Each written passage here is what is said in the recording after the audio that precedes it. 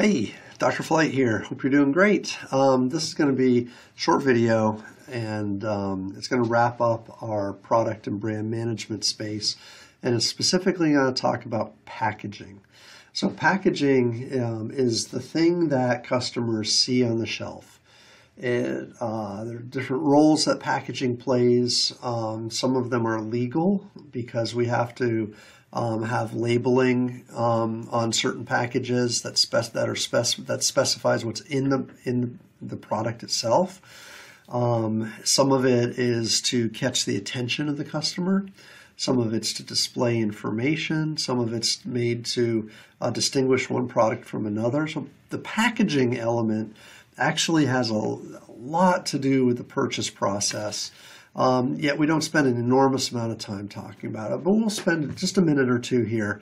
So this will be real quick. But packaging, it's an important part of, again, kind of the tangible elements, but it also demonstrates or should convey the benefits or perceived benefits that the customer is gonna have. There's going to be two kind of different dimensions, if you will, primary packaging and secondary packaging. And so those are things you should know, and just kind of as a basis of knowledge for this area. But the primary packaging is the packaging that holds the product, if you will.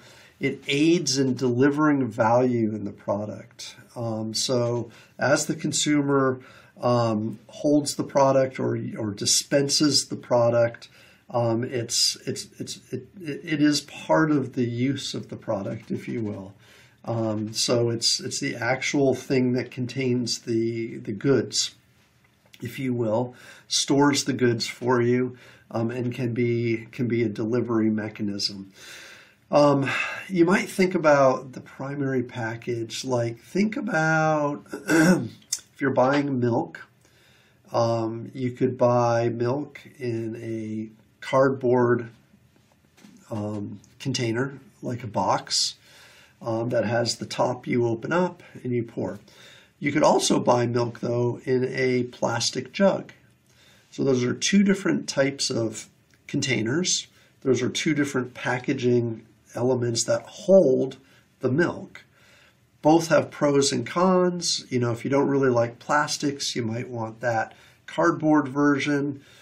If you want something that'll stand the test of time and be long lasting, you might get the plastic. Plastic is probably lighter than the cardboard. So if you're worried about shipping costs, plastic might be better.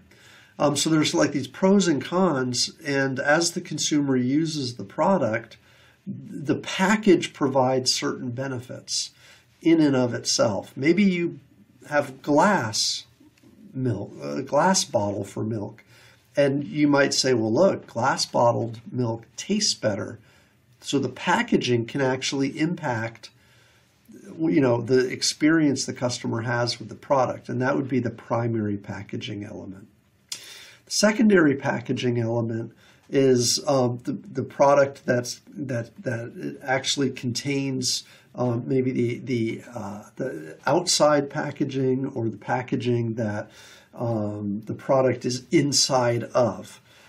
So this might have a lot of labeling on it, might have a lot of the brand and all that type of stuff. They'll have the UPC symbols on it. Typically, this is the package that's used for shipping. So if you can think about like the shipping context, remember, packaging has to protect the product for shipping just like it does for your consumer use as well.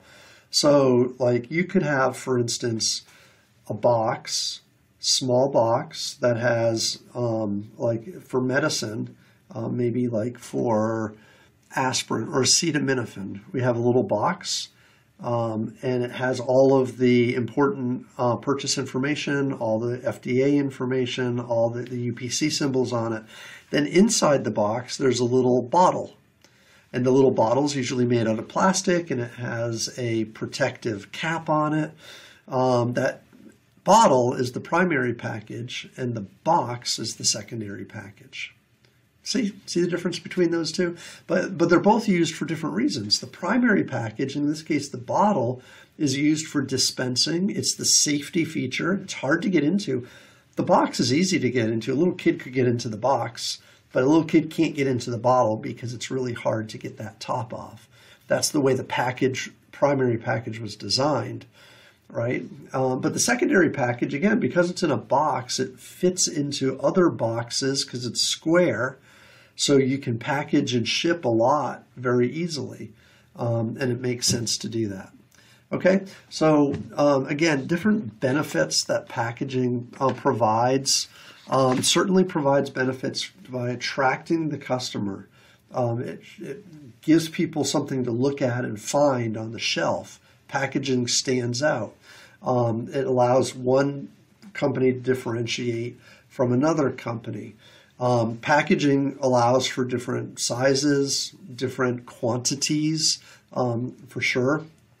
And, you know, it's also kind of a big pusher right now for sustainability. It's one of those things that's tangible.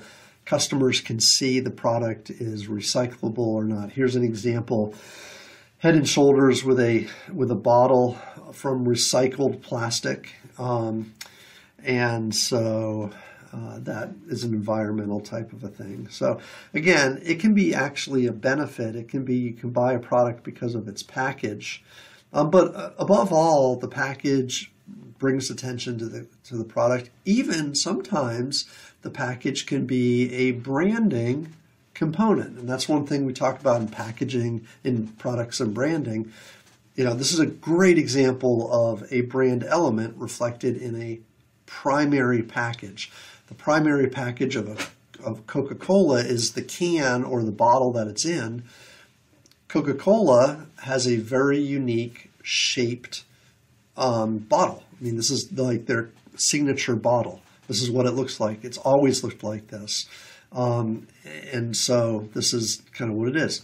Think about the original Pringles can. If you think about potato chips or snack chips, you think about a bag or a box, not a cylindrical, you know, like can like this. So this has always set Pringles apart. Lay's has later copied Pringles to copy this type of packaging. These are primary packages.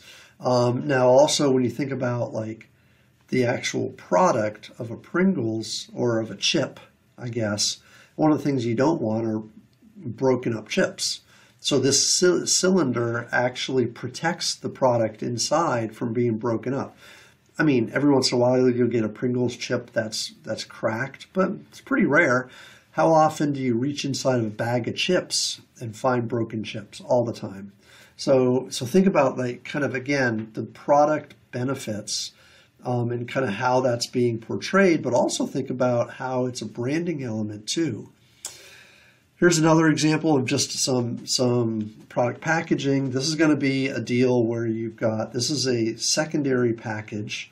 The primary package is the little tea bag that's inside, right? That actually contains the product, and it helps the consumer use the product. And there's usually a little label on the inside tea bag.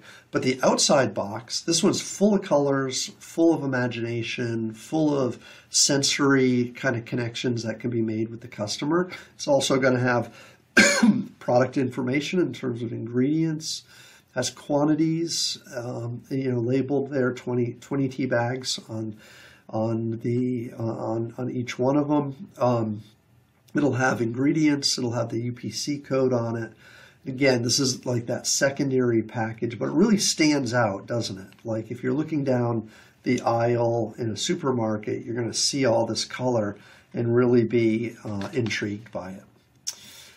So packaging benefits then provide lots of information. Labels are oftentimes required by law, also communication tools. So this exterior packaging provides this, so secondary packaging provides this type of material that is often regulatory and that we have to have. Okay, so it's simply two things here. Identify elements for both the primary and secondary packaging, And then describe the different benefits that can be gained from your package design, be it brand development, legal, labeling law type things, protecting the product itself, helping the customer use the product in a better way. Those are all benefits of product packaging design. All right, I said it would be quick. We're done. Let me know if you have any questions. Be sure to check out the textbook and study these questions. Thanks.